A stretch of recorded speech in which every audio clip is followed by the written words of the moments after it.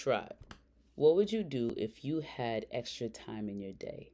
What is your wildest desires? What's the number one thing that you've been wanting to do so badly, but you just don't have any more time to start that thing? Would you start a gym membership, read a new book, travel, perhaps even take a walk in your neighborhood and just explore? What if I gave you the secret to finding more time in your day so that you can do the things that you really want to do while still doing all of the things that you absolutely need to do? I got you. But first, what's the vibes, tribe? Welcome back to Life Student Academy, where we come to get inspired, stay informed, and help ourselves to grow spiritually so that we could thrive in all areas of our lives. Just like you, I struggle to find more time in my day, even to tend to the things that was really important to me, like my health. I was overweight and desperately wanted to work out to shed some pounds and to feel better.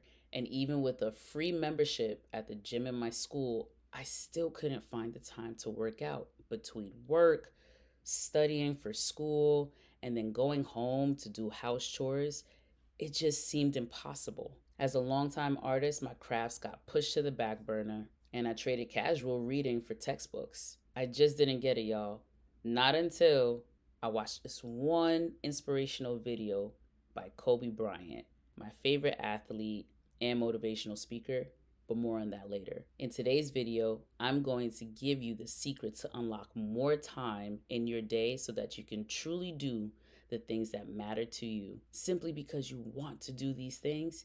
And if you stay to the end, I'm going to give you 3 tips and tricks on how you can start those things today. All right, tribe. So I do want to preface this conversation with a fact, and that is that we all have the same 24 hours in a day. There's only 24, and we all have the same 24. It's more about looking at what you're doing with the 24. Have you actually sat down and counted out what you're doing with the 24 hours in your day on a day-to-day basis? If you have not, I would say to start there. Let's say you actually are getting 8 hours of sleep, and some people are getting less. But let's say that you actually are getting 8 hours of sleep. You wake up, you get ready for work, you commute to work, you spend an 8-hour shift if you're full time at your job, and then you commute home. So I'll give you 10 hours in total for that. We're already at 18 hours. That means we have 6 hours left in the day. What are you doing with the 6 hours? We can assume that you have to eat, that you have to shower, maybe you have kids that you have to take care of and get ready for bed. And then maybe you finally get a wind down where you get to Netflix and chill. That's the remaining 6 hours, 24 hours, poof, gone, just like that. But is that really what's going on in your day?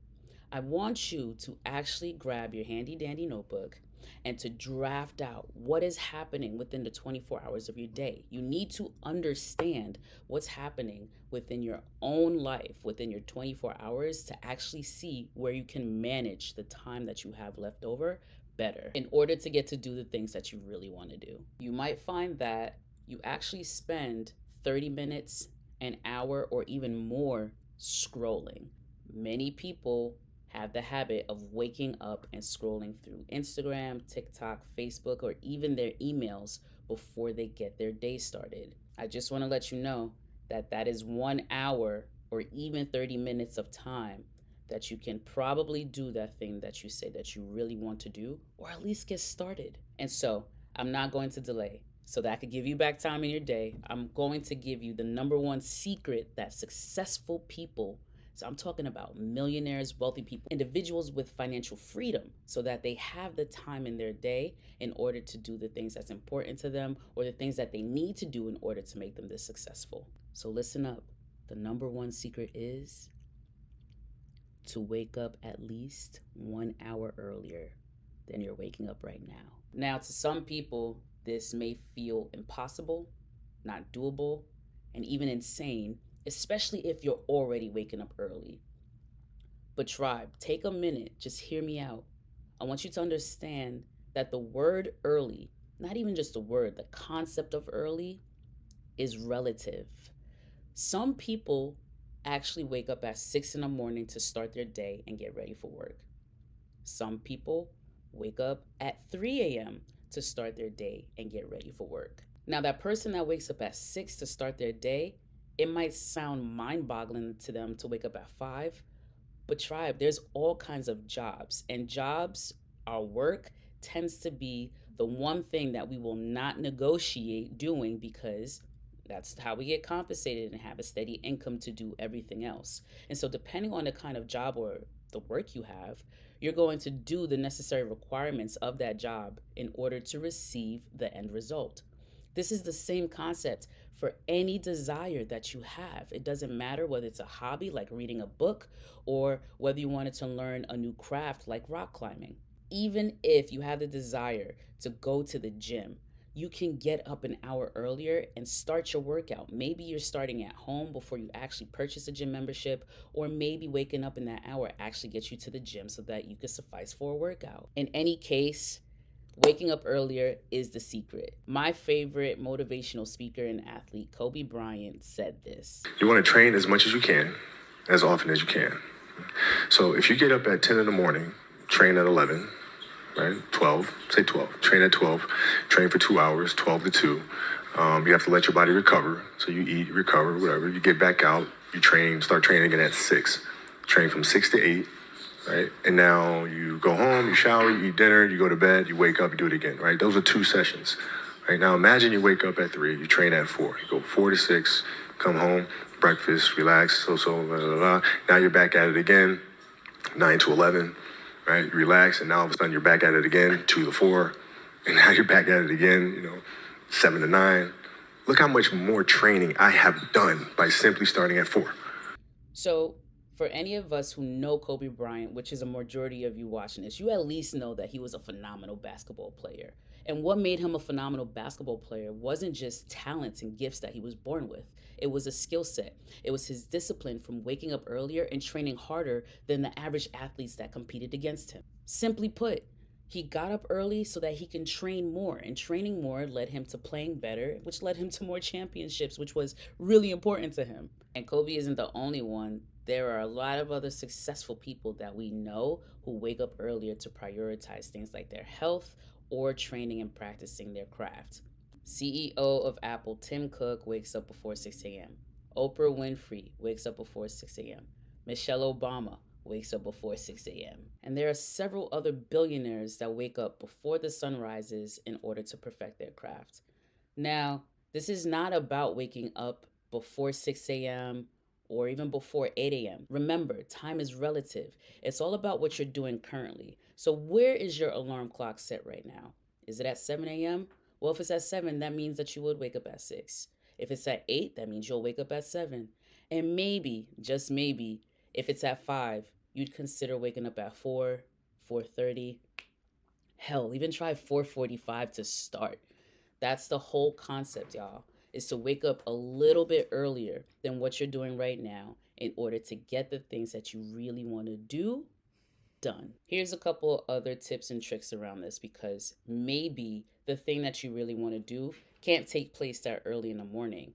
But what are your other tasks that you can get done earlier in the day to start to create some space for the things that you really desire to do that can't happen until later in the day? So let's say that new hobby that you really wanted to incorporate into your life is to take up a new cooking class.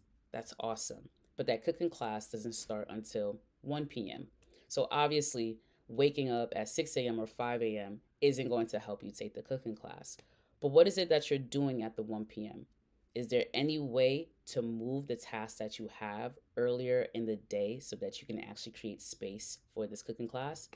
Maybe that means even asking for an earlier shift. I mean, if we're going to wake up earlier anyway in order to do the hobby, but that hobby can't take place until later in the day, why not move your workday if you had the chance? Or maybe you have kids and it's just not even an option to move your workday earlier or to take up a cooking class, but maybe, just maybe, you can log on to YouTube University and take up a cooking class there. Maybe you can do some other sort of virtual event so that you can get the hobby done, and that still takes place at its time. So you start to navigate where you can create space in your day with the other priorities that you have right now in order to incorporate space for these new things, these new hobbies that you want to put in this place. My final tip is that once you decide that you are going to do this new hobby, or you're going to finally hit the gym and get started on something that was really important to you, the next important thing that you need to do is to build habits, small habits around this one new habit that's about to take place. So for me, when I was starting at the gym, I would pay for the membership, but then still make excuses of why I couldn't go. Like, maybe I forgot my workout clothes for the day, or maybe I didn't hear the alarm clock. So some of the smaller habits that was important was to go to bed earlier, and even before going to bed, to put out my workout clothes, or to even pack them in my bag if I was going to change at the gym instead. I packed my water, my post workout snacks, and many times I would even watch a workout video or plan my routine the day before so that I already knew what I was going to do at the gym, and it was built into my mind that I was going, and I was going so that I could do that workout. These small habits built around the larger goal are all things that helped me to become successful in my ultimate goal, which was to lose weight. Remember, I was overweight and I was desperately wanted to shed body fat. And that desperation needed a lot of support. And the support was the small habits that I built around the larger goal, which all helped me to ultimately succeed. Lost 20 pounds. Shout out to me for finally starting and sticking with something. And that's it, y'all. Y'all have the secret. So, step one is to actually take a look at your 24 hours. What are you doing with those 24 hours? How much are you sleeping? What percentage of it is you commuting to work and actually working? And what percentage of it is you at home? And what are you doing when you get home? Next is to prioritize your task and your hobbies. What's really valuable and important to you each day, and which hours of the day are those tasks and hobbies taken up? You can actually write out a full 12 a.m., 24 hours to 12 a.m. chart if you like, so that you can actually identify where you have time versus where you have dedicated tasks and priorities already built into your schedule that cannot be negotiated. Non negotiables are fine, you don't have to be touched. But where can you negotiate? That's the key. Wherever you can negotiate is where you can insert that thing that's really important to you. And then finally, once you have that new hobby that you want to implement, that new thing that you've wanted to try, or maybe it's not even a hobby, maybe this is a non negotiable as well, such as your health. Your health is a non negotiable. And so once you have your gym membership or your at home workout routine in place, then you're going to create smaller habits around that routine so that it can support you to help you get started and to help you stay on track. And because you stay to the end, I'm going to give you those 3 tips and tricks that helps me to thrive in all areas of my life because I connect with the great I am. Yes, I am talking about source, but right now I'm talking about intentions, affirmations, and meditations. Be sure to like this video.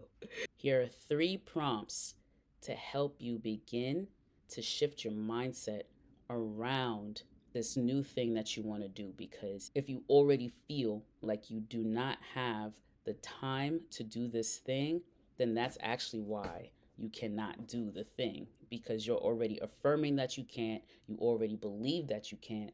So how is it that you're going to be able to do it? That's not how it works. We have to shift our mindset. And so your 3 prompts today to begin to help you set the intention around that new hobby or around that thing that you absolutely need to do is: set your intention first. I intend to, and then fill it in with whatever it is that you desire to do. Your next prompt is the set of 3 affirmations. I am capable of doing this thing because fill in the blanks. So fill in the blank for the thing, that endeavor that you're going to do, and then also fill in why you're capable of doing that thing. Because I'm the leader of my life and I get to choose. That's one of my examples. And finally, I'm going to give you 3 affirmations that's going to help you solidify your belief that you can do this thing so that you can actually execute with real action. Stay tuned for this 2-minute meditation and your affirmations that begins now.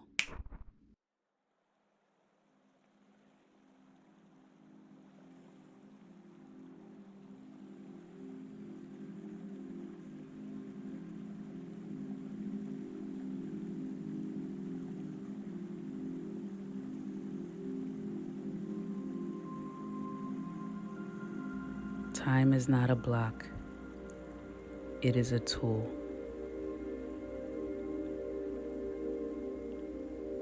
I am capable of learning and growing in ways I've never imagined.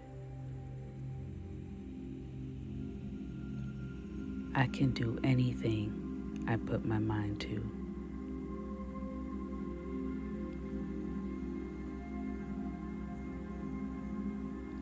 Every challenge is an opportunity for me to grow and improve.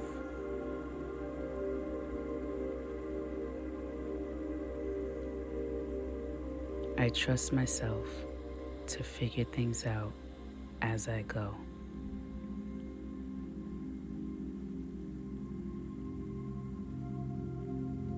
I release doubt and replace it with unwavering faith in my abilities.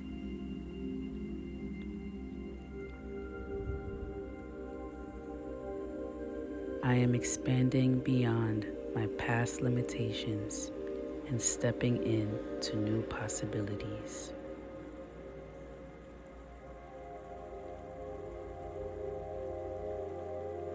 What once seemed impossible is now within my reach.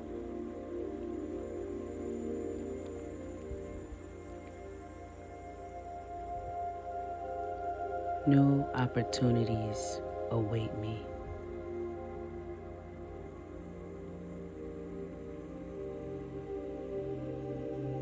I am surprising myself with how effortlessly I adapt and thrive.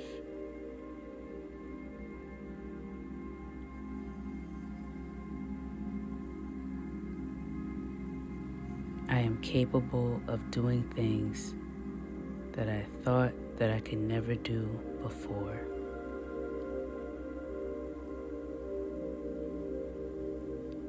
I am proud of myself for stepping into new experiences with courage and trust.